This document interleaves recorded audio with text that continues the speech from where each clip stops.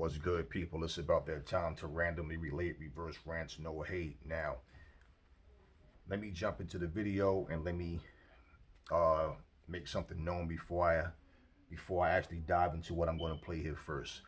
Okay, initially, now what this video was meant to be, I'm gonna do two parts to it. Just kill two birds with one stone. It basically was about Canelo possibly reaching a deal with the zone, where it's saying that he may be able to fight in 2020. Now, I'm looking at the fact that it's already October, so I would assume it would seem like if he's going to fight, it would be in December. You know, more so than November. Okay, because if especially if it's going to be against a quality opponent, and then what time do you have to promote from now to then? You understand what I'm saying? So to me, I felt like, well, we'll have to wait and see, but I'm not sure. And also, I saw two videos. Now, the videos I saw, I watched them, and it's saying that Canelo wants to fight Jamal Charlo. Now, both videos I watched, just to cut through the chase, there's nothing etched in stone. I don't even know that Canelo said that. Like, even if he said, yeah, I want to fight Jamal Charlo, what I saw, they made it sound as if, seem like he's saying no, like basically we're in the midst of negotiations or something, and then basically killed what they said. So I got to the point I realized, okay, this is just hearsay. This is what they want to happen, clickbait and all that bullshit. And so let me say this and then no. So there's no Jamal Charlo versus Canelo being said as being official. Jamal just fought, okay, and I also saw where it said Jamal Charlo wants to fight again in December. Okay, I can give you a fact, okay, and I don't, okay, if Jamal Charlo and Canelo was gonna fight, that is huge. That is the biggest fight at middleweight, okay, and only fight that would be as big as if he was to fight, Andrade. But I don't even, Jamal Charlo stock just went up, way up. So Jamal, no doubt, he is that guy at 160 that people are talking about now. Everybody's matching somebody against Charlo. Now, I don't see Charlo and Canelo for December. So if Charlo want to get a fight in December, if it was another top guy, like a actual like a top guy, that's a fight where both sides are being promoted properly and equally, not just if it's about Jamal Charlo or Jamel Charlo closing out the year, you know against another opponent um of a high caliber. I really don't see that being the case. I mean, it's October, people. So with negotiations and everything, and then everything is behind closed doors. So you have fighters that may want to go out with it, hey, okay, let me get one more in before the year's out, and then start of the new year is top level. That may be the case. I don't know. That's just me speculating based on what I saw. But as far as them saying that they want to fight again, Jamal Charlo, I haven't heard that from Jamal Charlo. I've seen that on other channels. So this is why I'm giving you the news the way I'm giving it to you. I'm not going to sit here and say, oh, Jamal Charlo said he want to fight in December. Now here goes Canelo saying he want to fight before 2021. Well, when is 2021? January 1st. So, I mean, it's already October. So, like, I mean, that's just 2 months. People prepare for fights in 3 months. So that shit ain't happening. Okay? Every training camp you see for a big fight is at least 3 months. At least.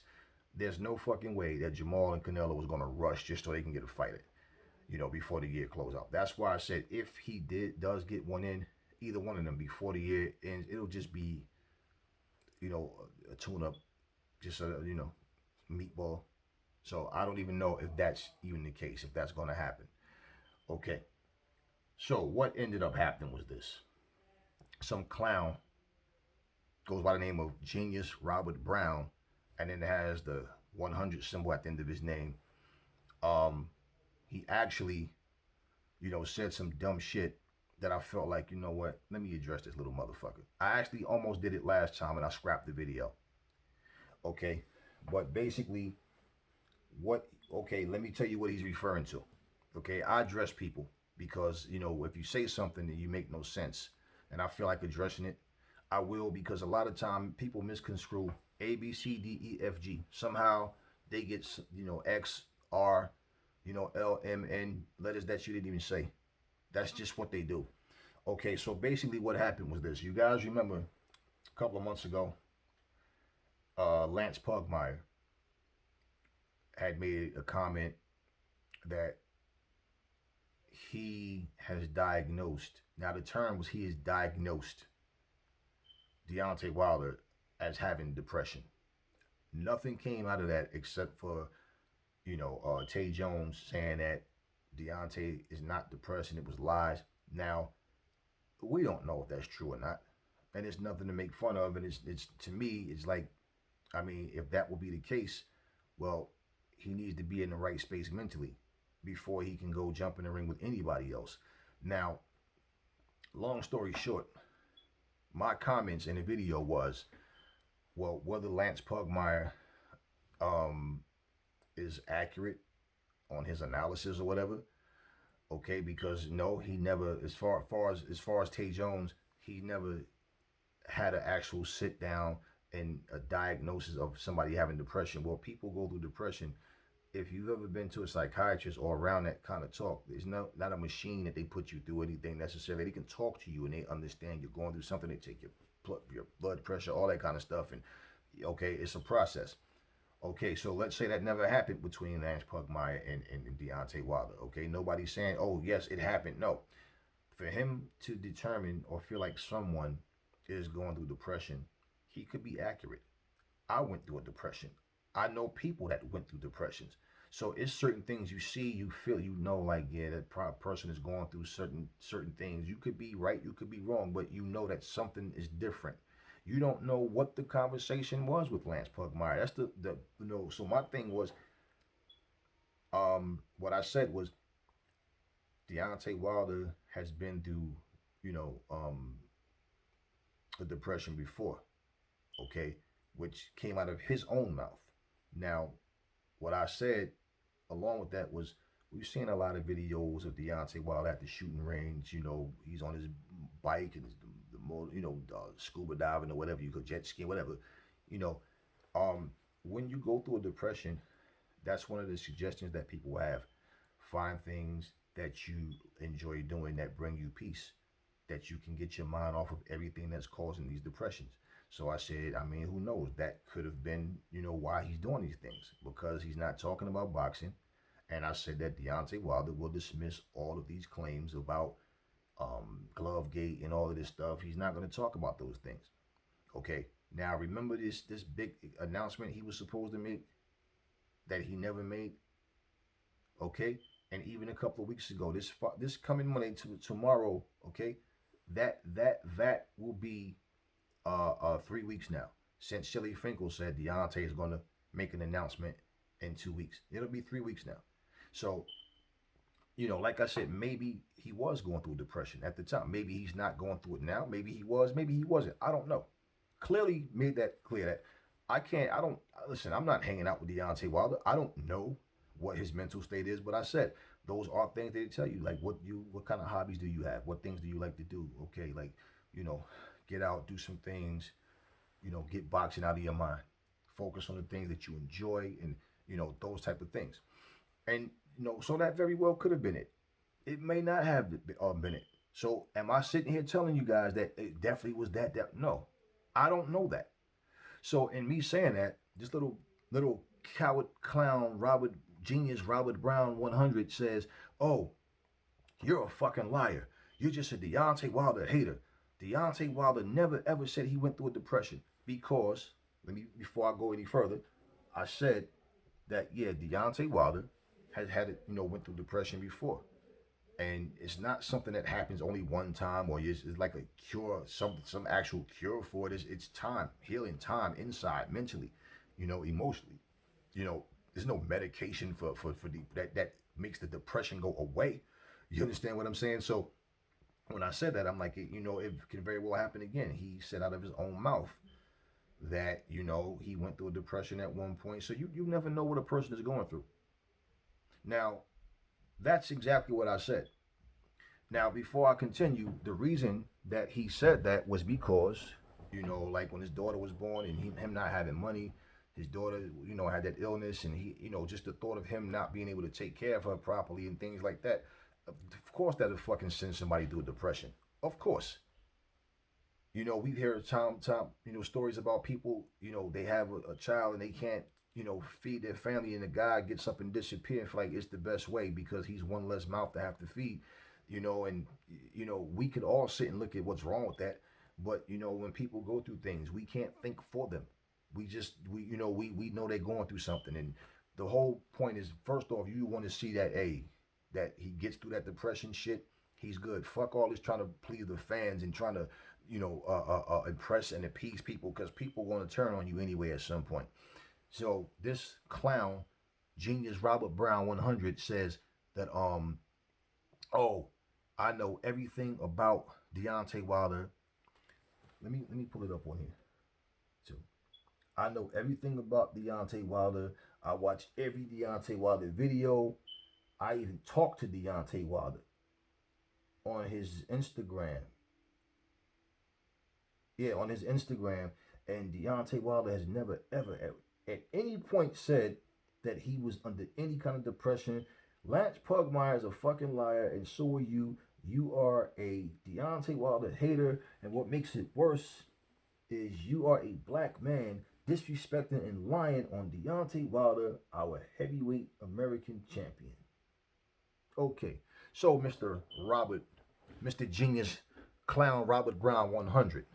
First off, let me just correct you, little boy, child, whatever you little adolescent. Okay, I don't have time to sit here and play games with you kids.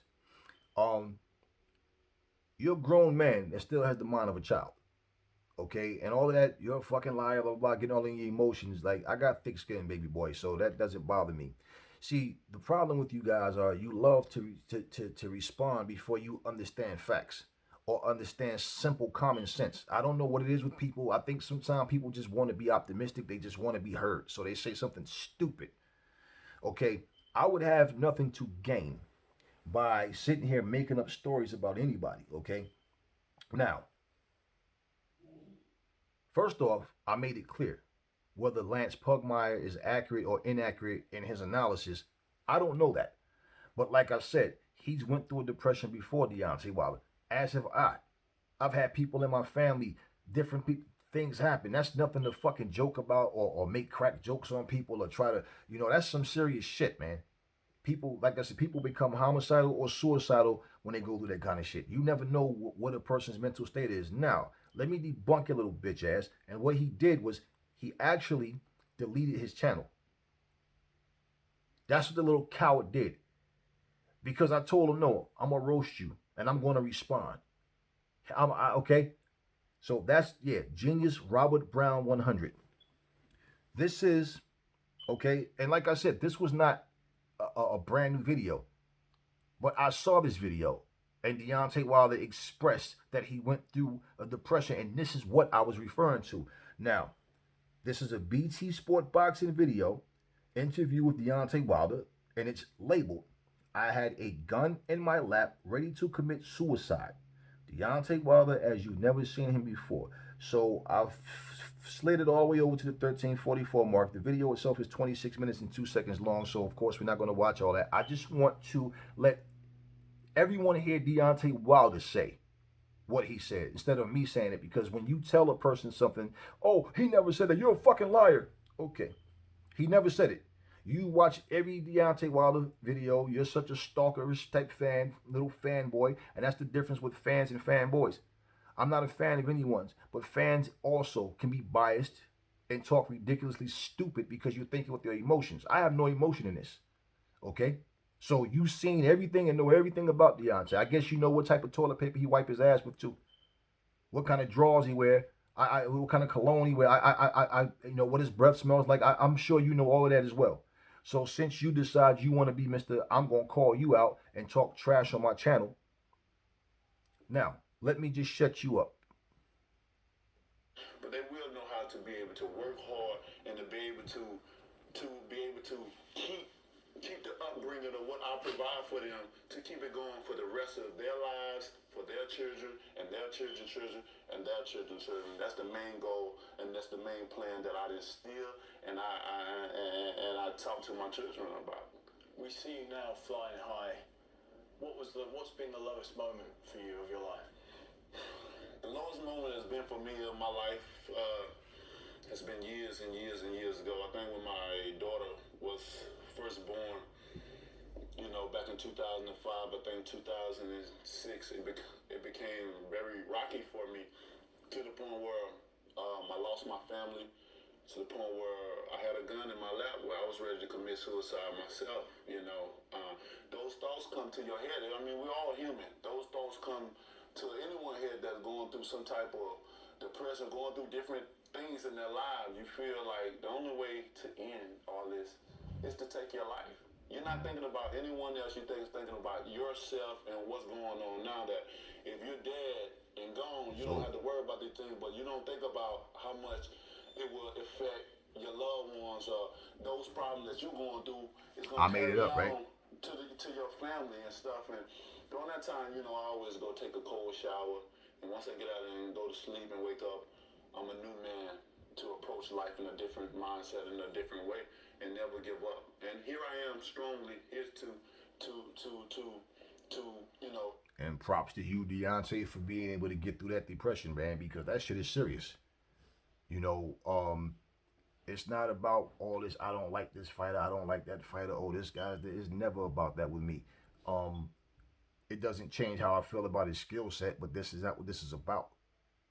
Me seeing holes in people's game, Deontay's not the only one. That's not what this is about at all, man. The whole point of him going through this depression and him saying it out of his own mouth, and some little jackass want to sit up here and run. And here's the crazy thing. When he said what he said, somebody else chimed in and said, oh man, everybody hate on Deontay because he's successful and this, that, whatever. And I just told that little guy, I said, first of all, both of you sound really ignorant. And hopefully y'all can get y'all minds out your ass and get it together. Because you both sound stupid. What the fuck does anybody have to hate on anybody for? People do it all the time. I'm certainly not one of them. So now, what did you just hear Deontay say? Okay, at his lowest point, he had a gun on his lap ready to take his life because of what he was going through. Times was rocky for him. And basically, like I said, if you guys, it's a BT Sports Boxing channel interview with Deontay Wilder. So if y'all want to check it out and watch the whole video, hey, that's what it is. I'm not going to sit here and play the whole exact video, but basically that's what he said. And like I said, when you've been through depression, you know what it feels like. And like if something happens and you're almost at that point, okay, let me relax. You understand what I'm saying? So for anybody to try to challenge my honesty, my integrity, you're going to make a fucking fool out yourself, because I don't speak on what I don't know. And I would get nothing out of sitting here pretending that he said something that he didn't say. And the whole point that I was making was, he's been through depression before, and maybe he can deal with it better now than he used to. Who knows? He's not talking about, now let's just say, for example, and let's just say 2 years from now, we hear a story that after he lost that fight to the Tyson Fury, that he was thinking about taking his life, or he went to, let's just say, if that would be the case. The same people talking all this shit now, you're a fucking liar, they wouldn't even look back and remember what they said or think about it. And even if they did, it wouldn't matter anyway, because I don't stick around waiting for your response. But the whole point is, when that happened then, it's not until he did this video that we knew about that kind of stuff, right? So here's a stalkerish fanboy. He knows everything about Deontay, blah, blah, blah, all this dumb shit he was talking. And basically, all he had to do was take the time to go look at the video. So obviously, you never saw this video. And then you go take your fucking channel and delete your channel because you made a fool out. Or who knows? Maybe somebody complained about him, and maybe YouTube. I don't know what happened. But these are the type of people. And that same name, this motherfucker jumped from channel to channel to channel to channel and just argue with people. I see the fucking names. These motherfuckers, they go on every channel, whether it's counterpunch boxing, whether it's two hands, whether it's IBFP, whether it's Showbiz, the adult, whether it's the Boxing Wave, whether it's Bruce Vane, whether it's Dante's Boxing Nation, 7-8 Sport, whatever, they go on every channel just to argue with people. So they will subscribe to your channel just so they can try to argue. And they take the side of people that are talking more to like what they like. You understand what I'm saying? Nobody's sitting here wishing anything bad on Deontay Wilder. First of all, what in the fuck would why would I want to see anybody? Unless you hate somebody, you really don't like that motherfucker, you don't want to see somebody go through a fucking depression. What the fuck did he do to me? Me speaking my mind, I'm going to do that because I'm a fucking man. And like I said, I show my face. I don't hide behind no fucking camera. At the end of the day, and I go where I want and do what I want. How about that? So when you sit up here and he's a person, has no fucking subscribers on his channel, no content, just a name and a bunch of arguments. And I'm like, yeah, he's one of these trolls that just have nothing better to do. But the simple fact that not only just him, but so many people were so quick to say that it was false, it was lies, he was never depressed. Maybe he wasn't. Maybe when Lance Pugmire said it, maybe it wasn't true. This video is before the Lance Pugmire video, way before that. But at the same time, you never know when a person revisit that space in their mind and their heart. You don't know what a person goes through. You don't know that. So anyway, that's what was said. And now, Mr. Robert Brown, Mr. Genius Robert Brown 100, you little bitch, you've been debunked. Listen, never fall in love with lies, and remember, the truth brings hate out of people. That's all I'm going to say in this video. Catch y'all on the next one.